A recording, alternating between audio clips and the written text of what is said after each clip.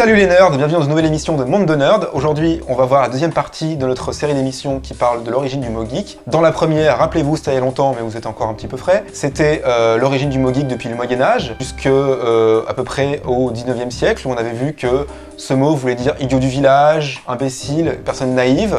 Aujourd'hui, on va voir la suite, qui va nous mener petit à petit au sens moderne du terme.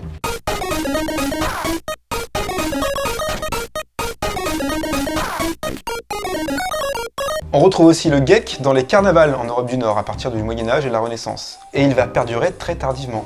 Par exemple, James Brophy, dans son histoire de la culture populaire allemande, parle du personnage du Bellengeek, très ancien mais encore très populaire au carnaval de Cologne dans les années 1830. Et ce personnage est une sorte de bouffon idiot, de fou, qui danse dans le carnaval de manière étrange. Ça a d'ailleurs donné des mots en français comme la gigue, la danse, et le verbe gigoter.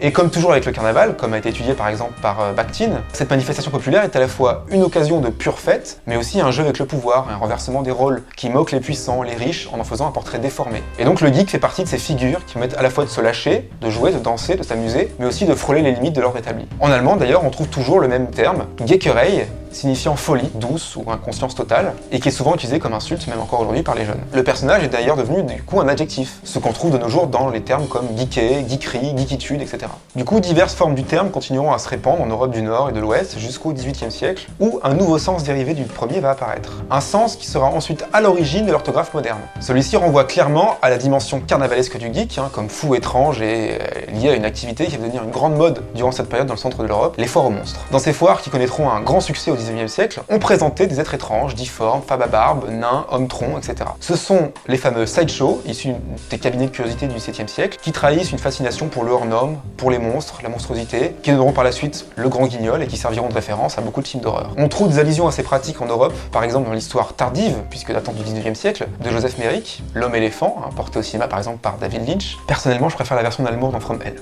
Joseph Merrick, avant d'être découvert par le docteur Frederick Treves, qu'il hébergeait dans un hôpital du quartier Whitechapel à Londres, avait en effet été montré en public en tant que monstre de foire dans un cabinet de curiosité. L'un de ces monstres était le Geken, forme dérivée du geek allemand qui deviendra ensuite geek en traversant l'Atlantique. Alors celui-ci était généralement présenté comme un enfant sauvage qu'on avait trouvé dans les forêts exotiques de Bornéo, de l'Amazonie. Ça mêlait comme ça l'intérêt pour l'exotisme et les mystères encore inexplorés, et puis l'attrait aussi de la difformité, de la monstruosité. En réalité, c'était en général plutôt un vagabond, un clochard que les organisateurs payaient pour assurer le spectacle. Parfois un handicapé mental, les trisomiques 21 étaient connus pour souvent adopter ce rôle, ou un membre de la troupe qui n'avait plus les capacités physiques d'assurer ses prestations habituelles, par exemple un acrobate qui avait subi un accident. Le spectacle du geek consistait en particulier à avaler tout ce qui se présentait à lui. Bris de verre, pierres, objets en métal... Et un peu de sucre en poudre. Selon plusieurs dictionnaires anglais, ces artistes de foire étaient notamment connus pour décapiter des poulets à l'aide de leurs dents, des poulets vivants, et de les manger ensuite. Le geek est donc défini comme a carnival performer... Ouais, enfin bon, lisez la suite.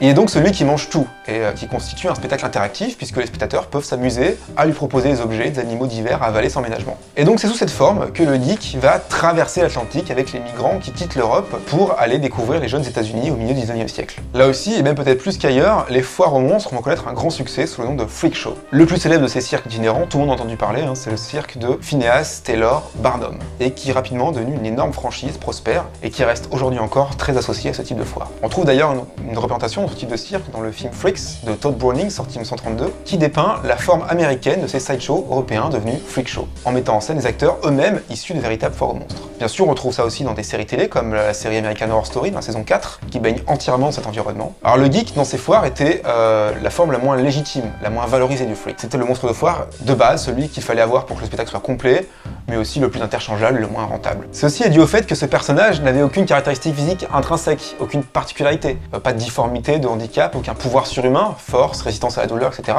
Simplement, il faisait ce que personne d'autre n'avait envie de faire. Alors le geek, du coup, est entré définitivement dans le vocabulaire américain, dans le vocabulaire argotique plutôt, mais pour désigner uniquement ce sous-type de freak.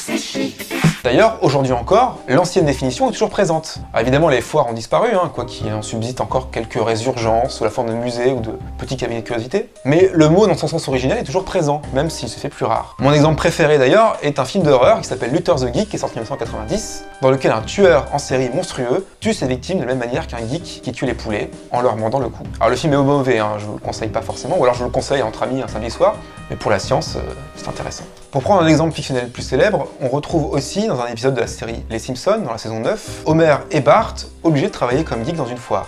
L'épisode s'appelle Un drôle de manège, et les héros sont engagés dans une foire aux monstres pour rembourser des dettes qu'ils ont contractées. Et ils sont engagés comme geeks. D'ailleurs, Homer est assez content de pouvoir manger les poulets tout crus. Et dans ma série favorite de tous les temps, X-Files, un personnage de geek est montré durant la seconde saison dans l'épisode Faux frères siamois, qui se déroule dans un cirque. Il est même au cœur de l'intrigue. L'exemple de l'utilisation du terme dans son sens de monstre, de foire, dans les séries télévisées, mais aussi dans le langage courant, montre que son usage peut difficilement être quotidien, mais il n'a pas totalement disparu, et que ce sens du mot n'est pas une vague étymologie, mais encore bien présente.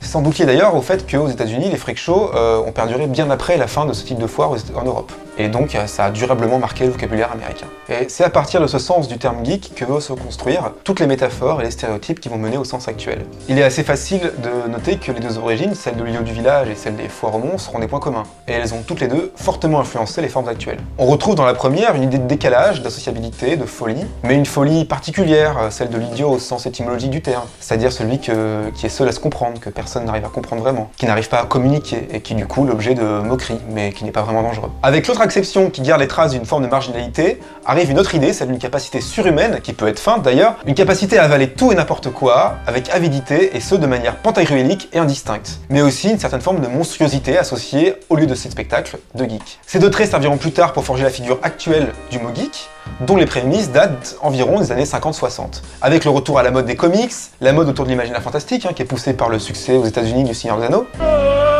et puis l'arrivée massive de l'informatique à l'université. Mais tout ça, c'est une autre histoire. Merci à tous d'avoir suivi cette émission, je vous donne rendez-vous très bientôt pour un nouvel épisode de Monde de Nerd. Si vous voulez en savoir plus sur les origines du mot geek, n'hésitez pas à consulter les 2 articles de mon blog que j'ai consacrés à ce sujet, et où figurent toutes les sources dont je viens de parler. Je vous invite également éventuellement à découvrir mon livre, dont le premier chapitre est consacré à ses origines. Vous trouverez tous les liens dans la description. A bientôt.